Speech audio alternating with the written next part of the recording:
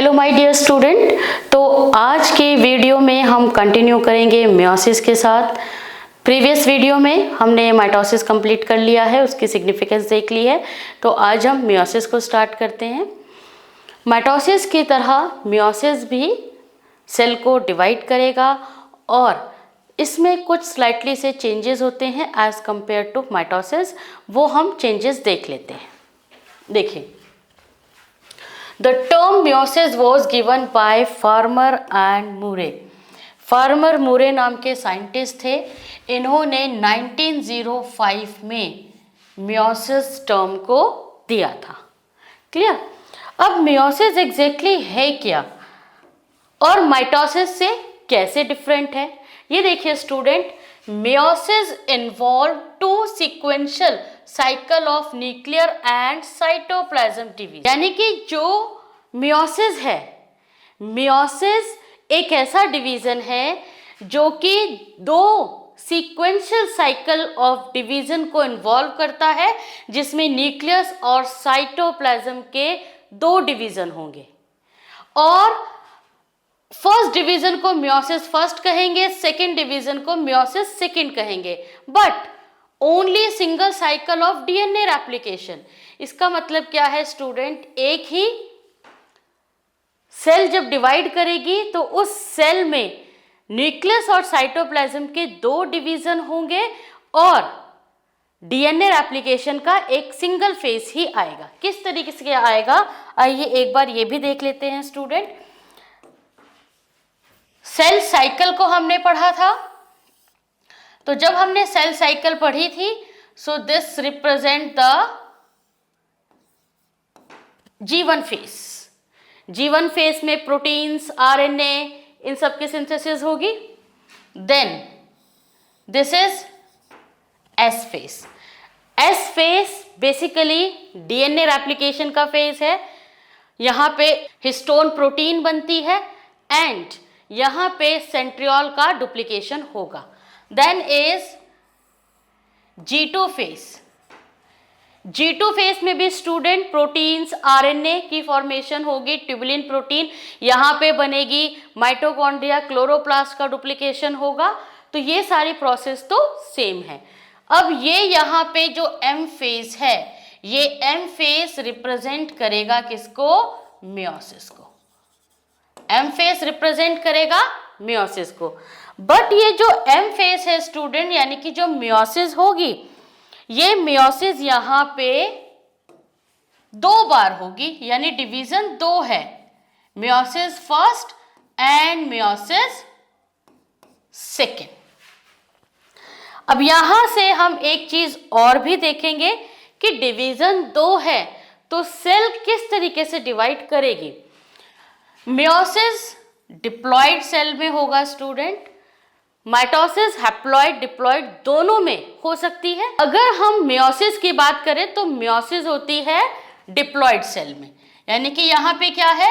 2 set of chromosome present होने चाहिए। Clear?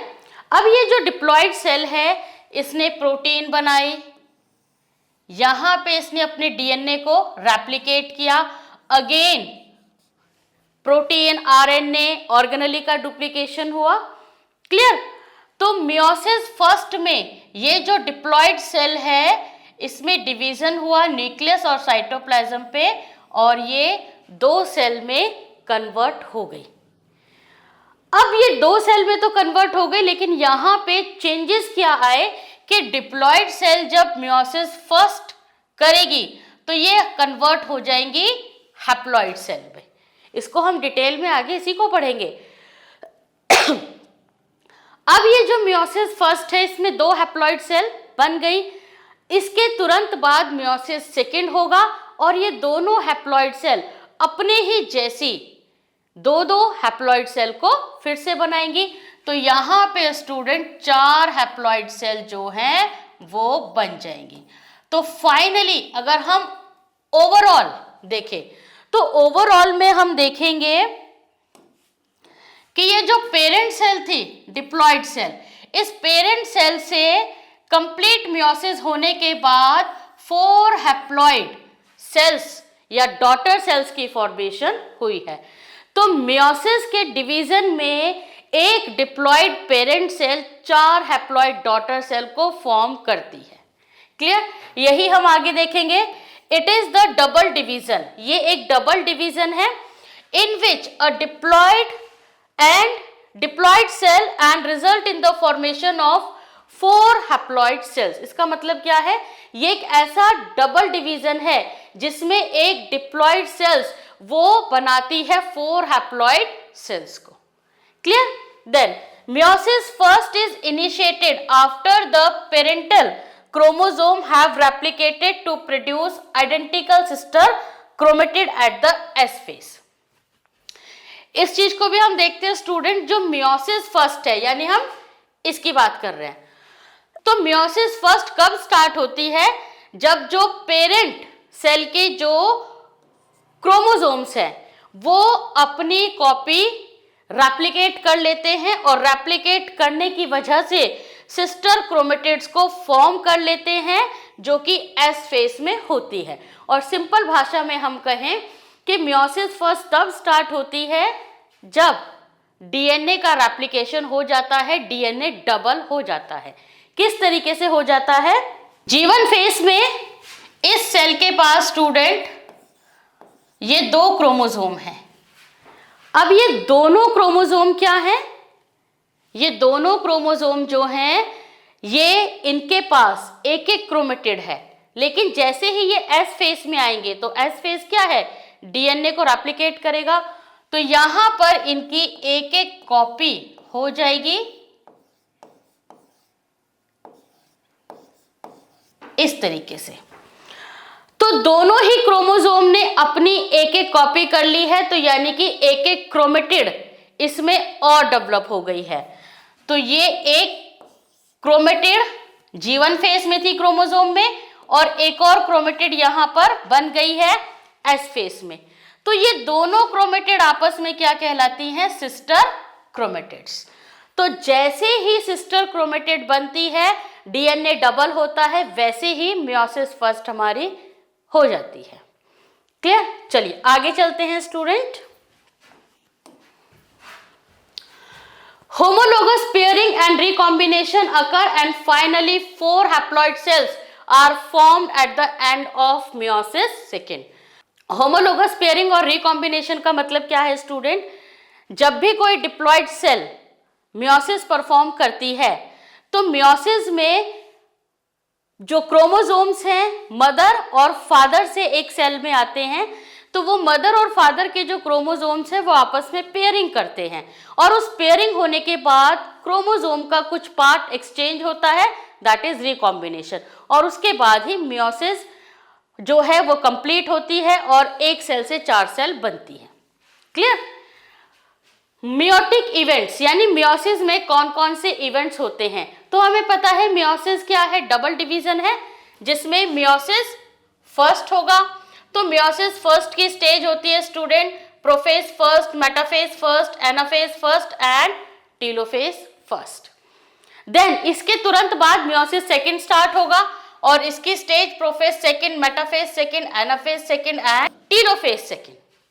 तो ये हमारी मियोसिस फर्स्ट और सेकंड की स्टेजेस होती हैं। अब हमने कहा कि भाई जो मियोसिस है वो डिप्लॉइड सेल में होती है, बट डिप्लॉइड सेल्स भी कुछ स्पेसिफिक सेल होती हैं।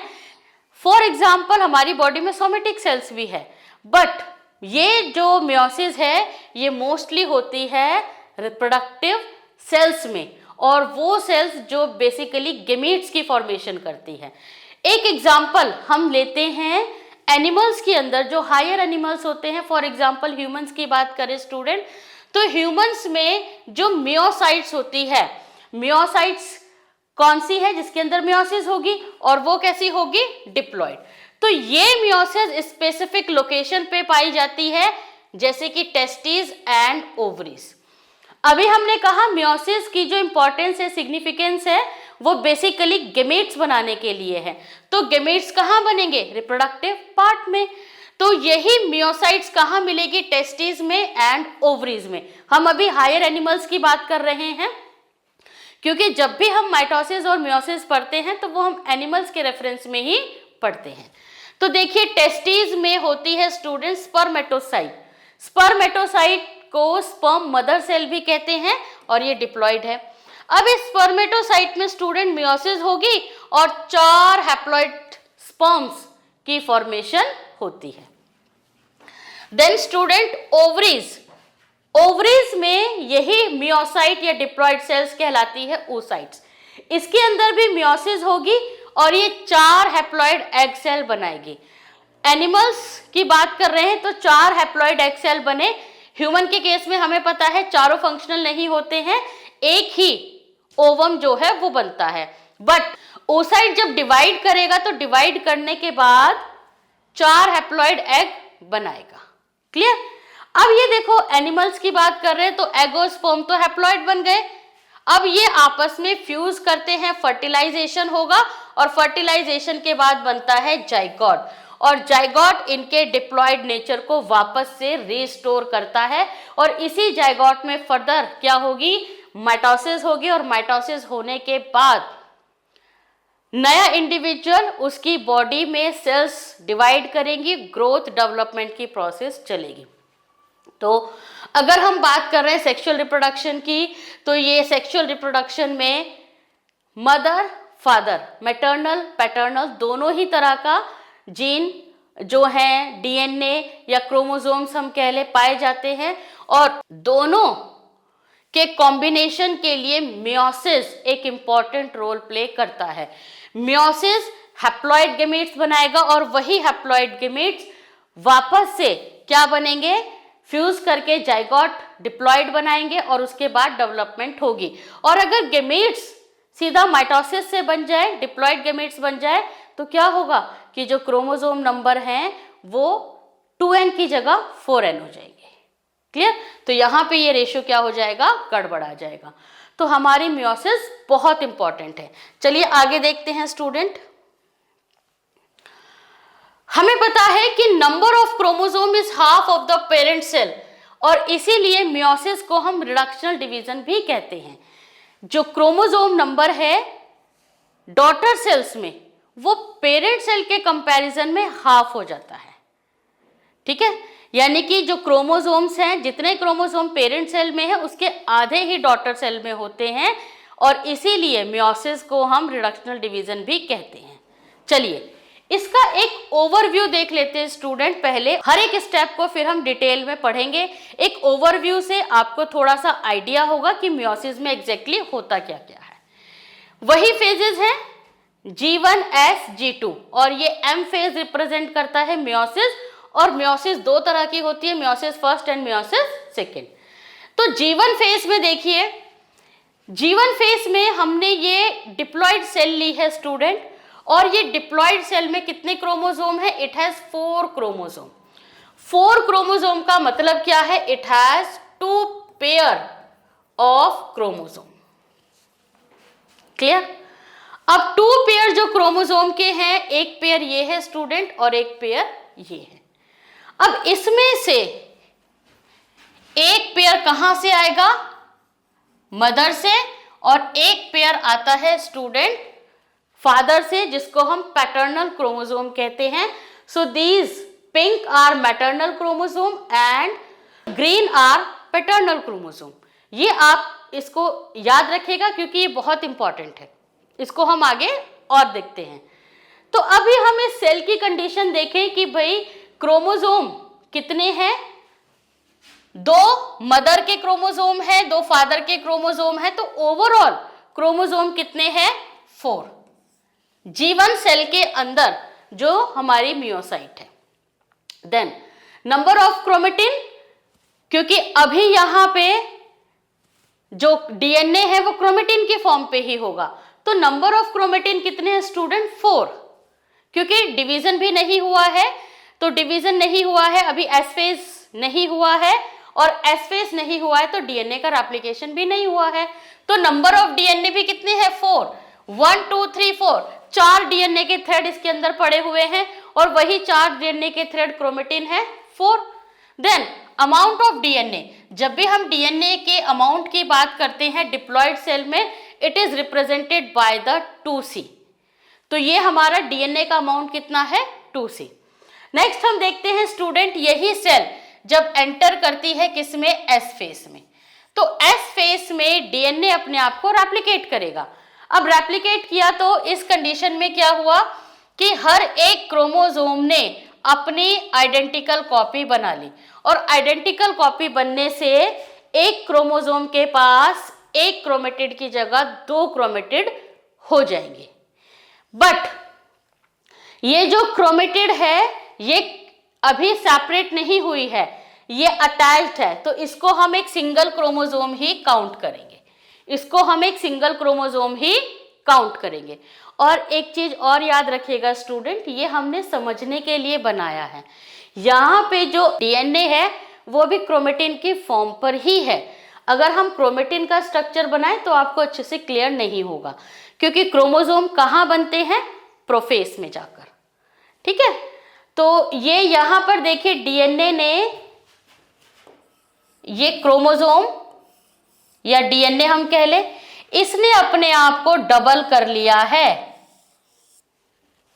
क्लियर, तो इसके पास 2 क्रोमेटिड तो हैं, बट दोनों क्रोमेटिड आपस में जुड़ी हुई हैं, तो ये क्रोमोसोम एक सिंगल ही कहलाएगा, इसको हम 2 क्रोमोसोम नहीं कहेंगे। हाँ, डीएनए का अमाउंट जरूर बढ़ गया है, नंबर ऑफ क्रोमेटिड और क्रोमेटिन भी बढ़ गए हैं। चलिए, सो नंबर ऑफ क्रोमोसोम तो 4 ही है, क्योंकि क्रोमेटिड आपस में जुड़ी हुई है। नंबर ऑफ क्रोमेटिन या क्रोमेटिड कह दे तो डबल हो गई है, 1 2 3 4 5 6 7 8 हो गई है। नंबर ऑफ डीएनए, डीएनए के थ्रेड यहां पे कितने हैं, 1 2 3 4 5 6 7 8। अमाउंट ऑफ डीएनए, यहां से डीएनए का जो अमाउंट है डबल हो गया है, तो हम कैसे रिप्रेजेंट करते हैं, 4C। क्लियर, अब ये स्टूडेंट कंडीशन है एस फेस में। अब एस फेस के बाद G2 फेस, G2 फेस में अगर हम देखें तो जितने भी फीचर्स हैं क्रोमोसोम से लेके वो सारे के सारे सेम रहेंगे। डीएनए, क्रोमेटिन, क्रोमोसोम से रिलेटेड जितने पॉइंट है वो सारे G2 में सेम रहेंगे जैसे कि एस फेस में थे, यहाँ पे कोई चेंज नहीं आया है। और G2 के बाद स्टार्ट होगी मियोसिस फर्स्ट। तो मियोसिस फर्स्ट में देखिए क्या होता है, आई होप ये चीजें आपको अच्छे से क्लियर हुई होंगी। तो हम देखते हैं मियोसिस फर्स्ट। अब ये देखिए स्टूडेंट, मियोसिस फर्स्ट की कंडीशन क्या है कि ये डिप्लॉयड सेल है, और यहाँ पे एस फेस होने के बाद हर क्रोमोसोम ने अपनी क्या कर ली है, आइडेंटिकल कॉपी बना ली है। हर क्रोमोसोम के पास 2 क्रोमेटिड है। क्लियर, अब यहां पे क्या होगा स्टूडेंट, कैरियोकाइनेसिस यानी न्यूक्लियस का डिवीजन। तो कैरियोकाइनेसिस की वही स्टेजेस चलेंगी। मियोसिस फर्स्ट है तो prophase first, metaphase first, anaphase first and telophase first. Clear, prophase में क्रोमोसोम अपने आप को कंडेंस्ड करता है, और एक्चुअली क्रोमेटिन अपने आप को कंडेंस्ड करता है और क्रोमोसोम बनाएगा, यानी क्रोमोसोम की शेप जो है वो एक्चुअली प्रोफेज में ही अपीयर होती है, और मेटाफेज में बिल्कुल थिक और शॉर्ट क्रोमोसोम हमें देखने को मिल जाते हैं। तो ये सारी चीजें तो प्रोफेज में चल रही है जैसे कि माइटोसिस में थी। अब यहाँ पे एक चीज और होती है स्टूडेंट कि यहाँ पे होमोलोगस पेयरिंग होती है क्रोमोसोम की, क्योंकि ये मैटरनल क्रोमोसोम है और ये पैटर्नल क्रोमोसोम है एक डिप्लॉयड सेल के अंदर। तो अब क्या होगा, इस तरीके से क्रोमोसोम अपने होमोलोगस क्रोमोसोम के साथ पेयरिंग करता है। ये मैटरनल क्रोमोसोम है, ये पैटर्नल क्रोमोसोम है, और ये हमारी क्या हो गई है, दिस इज कॉल्ड होमोलोगस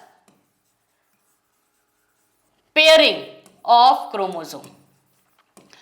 अब होमोलोगस का मतलब क्या है, पेयरिंग क्यों हुई है, ये क्रोमोसोम बिल्कुल सेम होते हैं सेंट्रोमियर की पोजीशन के अकॉर्डिंग, जीन लोकेशन की पोजीशन के अकॉर्डिंग, कौन सा जीन कहां पर है, number of gene, position of centromere, इनके अकॉर्डिंग ये क्रोमोसोम बिल्कुल सेम होते हैं।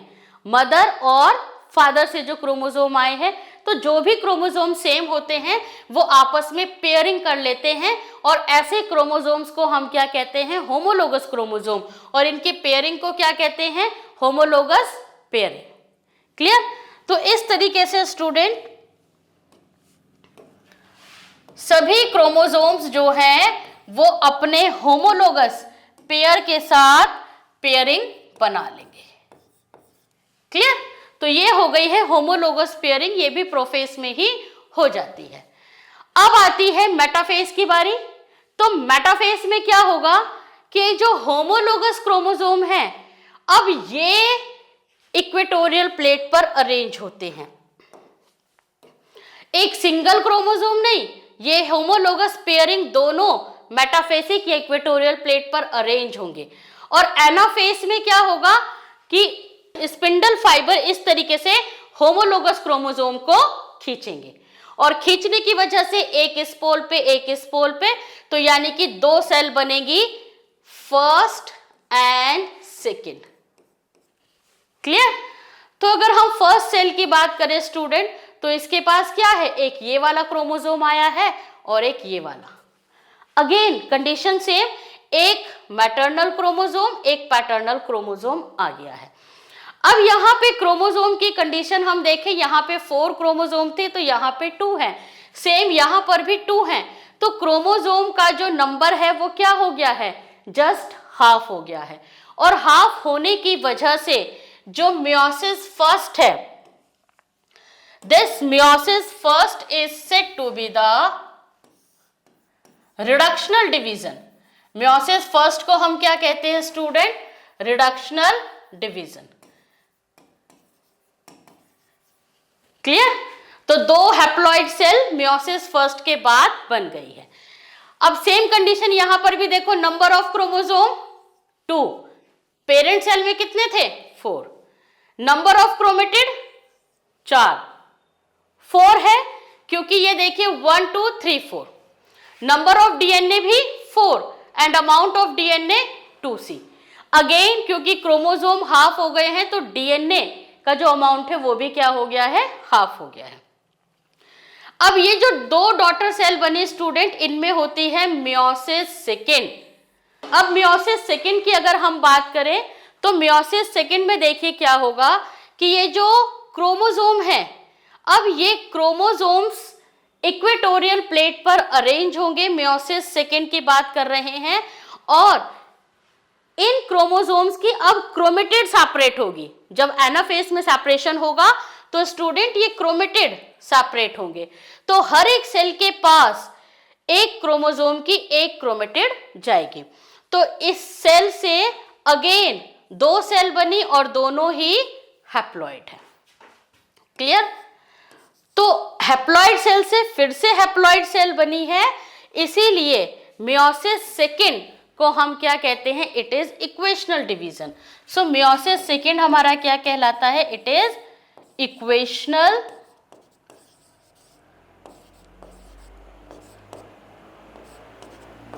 Division.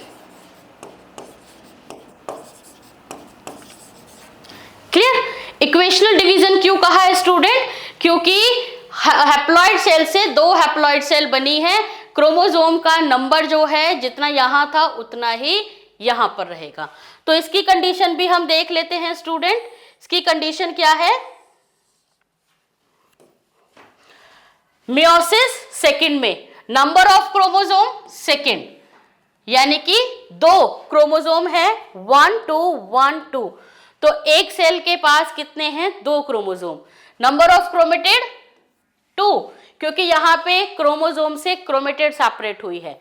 Number of DNA 2, amount of DNA, यहां पे देखो एक क्रोमोसोम के अंदर 2 क्रोमेटिड है, तो यहां पे एक क्रोमोसोम के अंदर एक ही क्रोमेटिड रह गई है। So amount of DNA is 1C। Clear? So overall देखो क्या है कि एक डिप्लॉइड सेल से 4 हैप्लॉइड सेल यहां पर बन गई हैं। ये स्टूडेंट मियोसिस का ओवरव्यू हमने देखा और मुझे लगता है ये आपको बहुत अच्छे से समझ आया होगा। अब इसको हम डिटेल में स्टडी करें। सो चलिए स्टूडेंट, हम स्टार्ट करते हैं मियोसिस फर्स्ट। हमें पता है मियोसिस फर्स्ट रिडक्शनल डिवीजन है। And why it is reductional division? क्योंकि पेरेंट सेल से जो डॉटर सेल बनती है तो उसमें क्रोमोसोम का नंबर जस्ट हाफ हो जाता है। अब मियोसिस फर्स्ट में कैरियोकाइनेसिस, साइटोकाइनेसिस होगी। कैरियोकाइनेसिस को भी हम कैरियोकाइनेसिस फर्स्ट और साइटोकाइनेसिस फर्स्ट नेम से मेंशन कर सकते हैं। तो कैरियोकाइनेसिस फर्स्ट में वही स्टेजेस आएंगी जो हमने माइटोसिस में पढ़ी थी। कुछ चेंजेस है। चेंजेस क्या है? Prophase first. प्रोफेज फर्स्ट जो है वो मियोसिस फर्स्ट की सबसे लॉन्गेस्ट एंड कॉम्प्लेक्स फेज होता है। इसमें बहुत सारी चीजें हैं जो कि हम देखेंगे कि माइटोसिस से किस तरीके से डिफरेंट है। प्रोफेज फर्स्ट को हम 5 सब स्टेजेस में डिवाइड करते हैं: leptotene, zygotene, pachytene, diplotene and diakinesis. This is all sub stages of prophase first, then metaphase first, anaphase first, telophase first and फिर cytokinesis और सेल जो है वो डिवाइड कर जाएगी। तो हम सबसे पहले कैरियोकाइनेसिस में प्रोफेज फर्स्ट देखते हैं। और प्रोफेज फर्स्ट की हम कौन सी स्टेज देखेंगे? सबसे पहले स्टूडेंट लैक्टोटीन स्टेज। तो हम सबसे पहले क्या देख रहे हैं? लैक्टोटीन। लैक्टोटीन स्टेज मियोसिस फर्स्ट की फर्स्ट स्टेज होती है। अब इसमें क्या होगा? जैसे हमने माइटोसिस में पढ़ा था कि प्रोफेज में जो क्रोमेटिन फाइबर है वो अपने आप को कंडेंस्ड करता है, अपने आप को कॉम्पैक्ट करता है, पैकेजिंग होती है डीएनए की और क्रोमोसोम की फॉर्म बनती है। तो यहाँ पर भी देखो क्या है, कॉम्पैक्शन और condensation of chromosome occur throughout the leptotene. तो लैक्टोटीन के पूरी स्टेज में क्रोमोसोम्स की फॉर्मेशन हो रही है, क्रोमेटिन फाइबर कंडेंस्ड हो रहे हैं। क्लियर? और ये जो क्रोमोसोम्स बन रहे हैं, ये क्रोमोसोम इस तरह से, क्योंकि कंप्लीटली तो अभी पूरे बने नहीं होते, लॉन्ग थ्रेड की फॉर्म पे इस तरीके से दिखाई देते हैं। और ये जो इलोंगेटेड क्रोमोसोम्स हैं, इनको हम लाइट माइक्रोस्कोप में इजीली देख सकते हैं। क्लियर? लाइट माइक्रोस्कोप के अंदर इन इलोंगेटेड क्रोमोसोम्स को हम देख सकते हैं। हमने इनको इलोंगेटेड क्यों कहा? क्योंकि अभी थिक और शॉर्ट फॉर्म क्रोमोसोम की नहीं बनी है, कंडेंसेशन जस्ट स्टार्ट हुआ है और पूरे लैक्टोटीन में यही चलेगा। क्रोमोसोम बन रहे हैं, बट जो क्रोमोसोम्स के एंड है वो न्यूक्लियर मेम्ब्रेन के ऊपर एक पॉइंट पे अटैच होते हैं। जो न्यूक्लियर मेम्ब्रेन है वो पूरी तरीके से डिसइंटीग्रेट नहीं होती है अभी। तो न्यूक्लियर मेम्ब्रेन से ही क्रोमोसोम अटैच रहते हैं। किस तरीके से रहते हैं आइए देखते हैं। ये है student plasma membrane and this is nuclear membrane. Clear? अब यहां पे जो क्रोमोसोम्स हैं वो इस तरीके से इलोंगेटेड क्रोमोसोम्स जो हैं वो बन रहे हैं।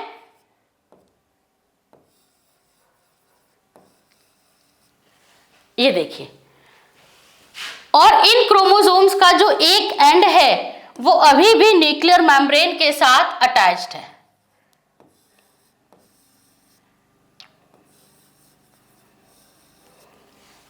ये देखिए, ये हमने 4 क्रोमोसोम्स यहां पर बनाए हैं। क्रोमोसोम्स कंडेंस्ड हो रहे हैं लेकिन पूरी तरीके से नहीं हुए, तो इलोंगेटेड क्रोमोसोम्स की फॉर्म पे हमें दिख रहे हैं। क्रोमोसोम्स एक साइड से तो डिस्पर्स्ड होते हैं, न्यूक्लियस के अंदर फैले हुए होते हैं, लेकिन दूसरे सिरे से, दूसरे एंड से न्यूक्लियर मेम्ब्रेन से अटैच्ड होते हैं। तो जिस पार्ट से न्यूक्लियर मेम्ब्रेन से अटैच्ड होते हैं यहाँ पे होती है अटैचमेंट प्लेट। अब ये जो क्रोमोसोम्स हैं ये इलोंगेटेड फॉर्म पे दिख रहे हैं क्योंकि कंडेंस्ड पूरी तरीके से नहीं हुए हैं। क्रोमोसोम का जो एक सिरा है, एक एंड है, वो फैला हुआ दिखता है, लेकिन जो दूसरा एंड है वो थोड़ा सिमटा हुआ और न्यूक्लियर मेम्ब्रेन से जुड़ा हुआ दिखता है। तो ये जो स्ट्रक्चर है ये एक बुके की अपीयरेंस देता है। तो इस स्टेज को हम बुके स्टेज भी कहते हैं, क्योंकि क्रोमोसोम्स बुके लाइक अपीयरेंस देते हैं न्यूक्लियर मेम्ब्रेन पे एक पॉइंट से अटैच होकर। Clear? So end of chromosome are attached to the nuclear membrane and it give the appearance of bouquet. तो इसीलिए हम इसको बुके स्टेज भी कहते हैं। Clear? Then duplicated centrosome moves away from each other. अब यहाँ पे क्या हुआ, क्रोमोसोम की कंडीशन हमने देखी कि क्रोमोसोम कंडेंस्ड होना स्टार्ट हुए हैं, यानी क्रोमोसोम की शेप बननी स्टार्ट हुई है क्रोमेटिन फाइबर से एक्चुअली। तो क्रोमेटिन फाइबर कंडेंस्ड होकर क्रोमोसोम की शेप बना रहा है, बुके अपीयरेंस दे रहा है। अब यहाँ पे एक जो स्ट्रक्चर बनता है सेंट्रोसोम, सेंट्रोसोम जो कि एस फेस में डुप्लीकेट होते हैं। अब ये सेंट्रोसोम भी एक दूसरे से अपोजिट मूव करना स्टार्ट करते हैं। सेंट्रोसोम पे जो मेस्यूल्स होते हैं, मेस्यूल्स क्या करते हैं, एस्टर रेज यानी माइक्रोट्यूब्यूल की फॉर्मेशन करते हैं, एस्टर रेज बनाते हैं, और सेंट्रोसोम और एस्टर रेज को मिला के हम क्या कहते हैं, एस्टर्स। तो ये देखो जो एस्टर्स है या जो सेंट्रोसोम है वो एक दूसरे से अपोजिट मूव करना स्टार्ट कर देते हैं इस तरीके से। क्लियर? इसके अलावा स्टूडेंट यहाँ पे और क्या हो रहा है, जो हमारे सेल ऑर्गेनेली हैं वो डिसअपियर होना स्टार्ट होंगे, पूरी तरीके से नहीं होते हैं। एंड यहाँ पर अभी न्यूक्लियोलस भी विजिबल होता है, न्यूक्लियोलस पूरी तरीके से डिसइंटीग्रेट नहीं होता है।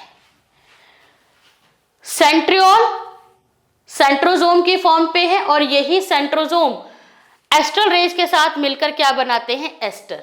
तो यहां पे देखिए स्टूडेंट, एक ये एस्टर बना है और एक ये एस्टर, तो दो एस्टर यहां पे बने हैं।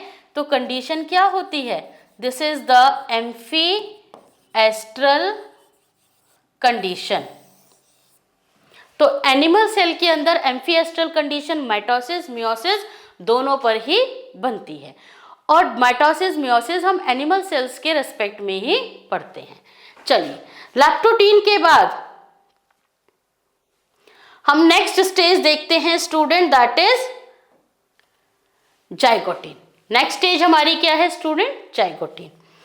अब जाइगोटीन में कंडीशन क्या है कि जो क्रोमोसोम है वो थोड़ा सा और कॉम्पैक्ट होता है, क्रोमेटिन फाइबर बेसिकली और शॉर्ट थिक होगा, तो क्रोमोसोम का जो स्ट्रक्चर है वो थोड़ा सा और कॉम्पैक्ट होगा। अब ये हमारे क्रोमोसोम्स हैं, पहले हम बाहर देख लेते हैं स्टूडेंट। तो इस तरीके से क्रोमोसोम हमारे दिखाई देंगे।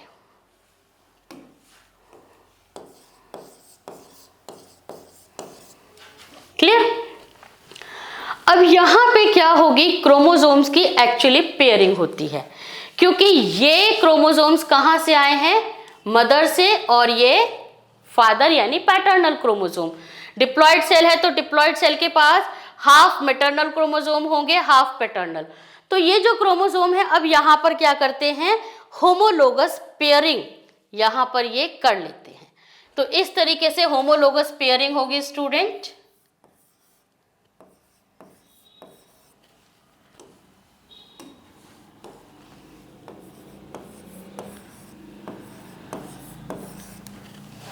क्लियर? और जब ये होमोलोगस पेयरिंग करते हैं तो इसको हम क्या कहते हैं, synapsis. Homologous chromosome start pairing with each other and their pairing is called synapsis. तो क्रोमोसोम्स जो कि होमोलोगस क्रोमोसोम है उन्होंने पेयरिंग कर ली, और उनकी पेयरिंग को हमने क्या कहा है, synapsis. The complex form by a pair of synapsed chromosome is called bivalent और टेट्राड। ये देखिए स्टूडेंट, यहां पर ये होमोलोगस पेयरिंग हो गई है।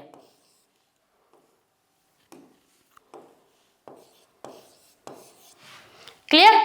अब ये जो होमोलोगस पेयरिंग हुई है इसको नाम क्या दिया गया है, दिस इज कॉल्ड बाइवेलेंट और टेट्राड। क्लियर? अब यहां पे एक चीज और समझिए स्टूडेंट, ये सब फेज जो है वो एस फेज के बाद हो रहे हैं, तो कायदे से तो यहां पर एक एक क्रोमेटिड और भी प्रेजेंट होनी चाहिए, बट जो हमारी जाइगोटिन स्टेज है, जाइगोटिन स्टेज में दोनों क्रोमेटिड इजीली विजिबल नहीं होती हैं, वो नहीं दिखाई देती हैं, इसलिए हमने एक ही क्रोमेटिड यहां पर बनाई है। दोनों sister chromatid actually pachytene stage में क्लियरली विजिबल होती हैं। क्लियर? तो यहां पे देखिए जो बाईवैलेंट बना है, अब ये जो बाईवैलेंट क्रोमोसोम बन गया है, जिसको हमने टेट्राड स्ट्रक्चर भी कहा है, इसको मेंटेन करता है एक प्रोटीनेशियस स्ट्रक्चर। कैसे मेंटेन करता है स्टूडेंट? ये हमने होमोलोगस पेयरिंग यहां पे बनाई है। अब इस होमोलोगस पेयरिंग का एक पर्पस है। पर्पस क्या है? जीन रिकॉम्बिनेशन और क्रॉसिंग ओवर। क्रॉसिंग ओवर और रिकॉम्बिनेशन की वजह से ये बनती है। इसके बाद रिकॉम्बिनेशन का प्रोसेस होगा। तो जब तक रिकॉम्बिनेशन का प्रोसेस होगा, इन होमोलोगस क्रोमोसोम को एक साथ रहना है। तो इनको एक साथ रखने के लिए, पेयरिंग को मेंटेन करने के लिए, इनके बीच में एक प्रोटीनेशियस स्ट्रक्चर होता है, और इस प्रोटीनेशियस स्ट्रक्चर को हम नाम क्या देते हैं? We call synaptonemal complex. और ये जो साइनेप्टोनिमल कॉम्प्लेक्स होता है student, it is riboprotein complex. Riboprotein complex का मतलब क्या होता है? ये आरएनए और प्रोटीन से बना हुआ कॉम्प्लेक्स होता है। तो होमोलोगस पेयरिंग को मेंटेन कौन करेगा?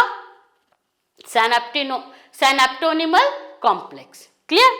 अब यहां पे एक चीज देखिए, ये हमारे दोनों ही क्या है? दीज आर बाईवैलेंट और टेट्राड। क्लियर? और इनके स्ट्रक्चर को मेंटेन यहां पे किसने किया हुआ है? साइनेप्टोनिमल कॉम्प्लेक्स।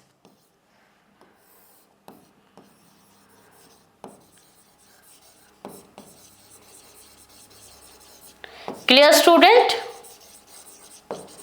चलिए, अब यहां पे ये सारा प्रोसेस चल रहा है, न्यूक्लियर मेम्ब्रेन और ज्यादा डिसइंटीग्रेट हो रही है, तो जो ऑर्गेनेली हैं वो भी डिसअपियर हो रहे हैं। अब यहाँ पे जो सेंट्रियोल है, जो एस्टर्स है, वो थोड़ा और एक दूसरे के अपोजिट मूव कर जाते हैं। तो कंटिन्यूसली ये एक दूसरे के अपोजिट मूव कर रहे हैं, और इन्हीं से स्पिंडल फाइबर की फॉर्मेशन होती है। तो कुछ एस्टर रेज जो हैं वो इनसे जुड़े हुए भी रहते हैं। सो ये देखिए, जो हमारे एस्टर्स हैं वो कंटिन्यूसली एक दूसरे के अपोजिट मूव कर रहे हैं। तो इतना होता है स्टूडेंट जाइगोटिन स्टेज में। नेक्स्ट वीडियो में हम पैकेटिन स्टेज के साथ कंटिन्यू करते हैं।